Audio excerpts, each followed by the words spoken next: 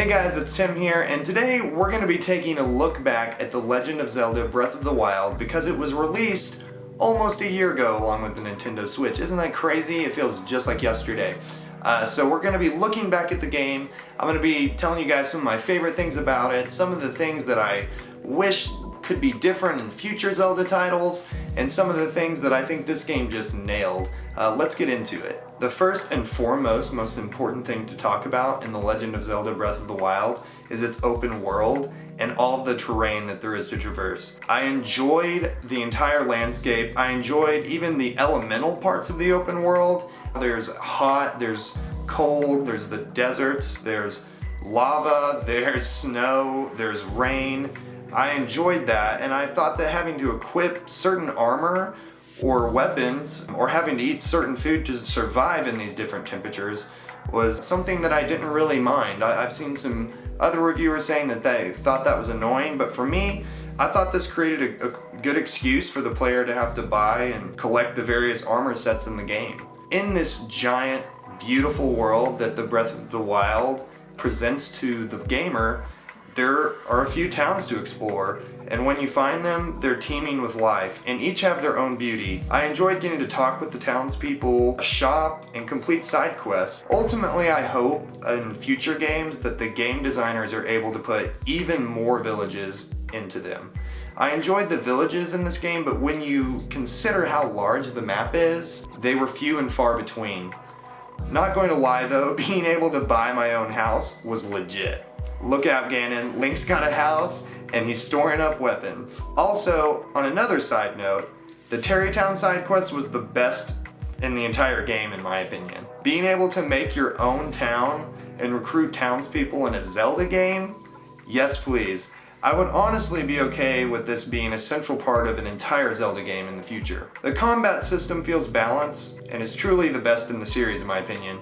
The variation of weapons that you can find in the game is great and compelling. I would prefer if the weapons didn't break as quickly as they do, but for me it's a minor gripe. Using the bow and arrow is also an absolute blast. This is probably my favorite iteration of the bow and arrow in any Zelda game yet. It's awesome to be able to use the ice arrow, shock arrows, bomb arrows, fire arrows, and the amount of creativity that they give you as a gamer to be able to use those on enemies in various ways is awesome. It's so much fun collecting all the various items in the game. Whether it's monster parts to make an elixir, or gems that I just want to sell for a profit, there's always something to pick up. No combat system would matter without enemies, and boy does this game have them. The first time I fought a Lionel, I was shocked because I literally thought it was the most difficult enemy I've ever faced in a Zelda game. I'm serious, out of any Zelda game I played, which is many, this guy took the cake, and I hadn't even fought Ganon yet. Other notable enemies for me were the Guardians. The first time you see them, they're terrifying as you start out so underpowered. They crawl very creepily, and that alone scared me. But when they started charging up their laser, my heart rate increased even more. Then after one hit KOing me, I definitely respected them. I like the other enemies in the game too, minus the underwhelming final boss fight with Ganon, in my opinion. The shrines are an interesting stand-in for the traditional Zelda dungeons. We still got the 4 divine beasts to explore, but those are few when compared to the 120 shrines. Some are too easy, while others have you completing very interesting and compelling puzzles, and even sometimes quests to complete them. The satisfaction of getting the spirit orb at the end of the shrine never gets old, and slowly powering up was one of the most rewarding parts of the game. I still look back at the time I spent with fondness. Speaking of powering up Link, holy moly, the 4 abilities that you receive from the 4 champions at the end of completing a divine beast are amazing. Rivali's Gale has got to be one of my favorite as I love the flying mechanic in the game, but it still feels good to fry some suckers with Urbosa's Fury and block an attack with Daruk's Protection. The 4 runes that your Sheikah Slate can use were downright incredible. I love that they never run out, and finding new and creative ways to use them is rewarding for the player because it really makes them feel like they're relying on their skill and not just random chance to be good at the game. One of the mechanics in the game that I hated at first, then warmed up to, then ended up loving was the cooking mechanic. Originally I hated that I couldn't just go out and cut some grass and find health like in past Zelda games, but I grew to love the addictive way that I could experiment with different ingredients to make the perfect health boost or an elixir to temporarily increase my stamina. Maybe in the future let players cook but also be able to find hearts like in the past. Horseback riding in the game is also something that I loved. It felt awesome to have to tame the horses this time around, and that's something I'd like to see in the future games going forward. One of the things I would be remiss to not mention in this review is how seamless the exploration is in the game. What sets this apart from other open world games like Skyrim is that you can literally go anywhere. Want to go to that island far away? Fly there. Want to get to the top of that cliff in the distance? Climb it. Want to get to the top of that waterfall? Swim up it. No joke, if you haven't played this game, you can stinking swim up waterfalls.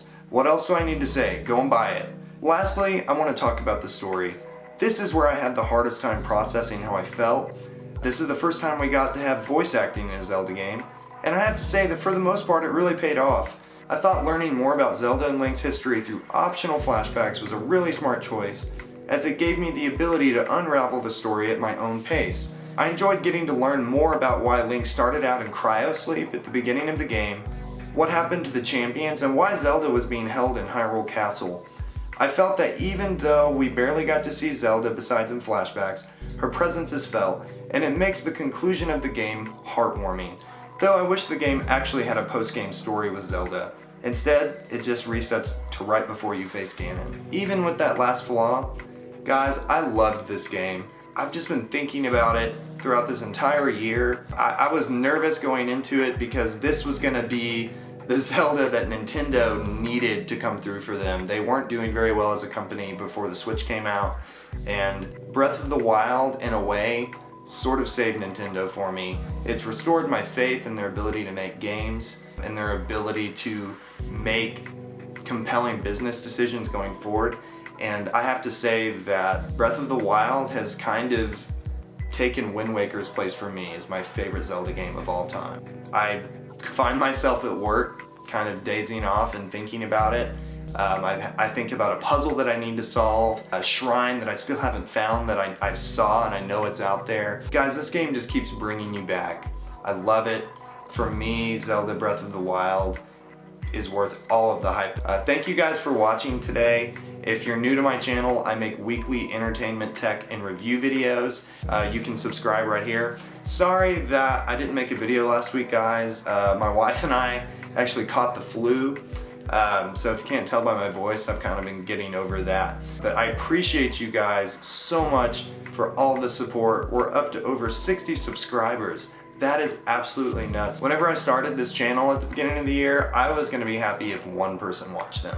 So thank you guys. John the Gamer, you comment on every single one of my videos. I appreciate it, man.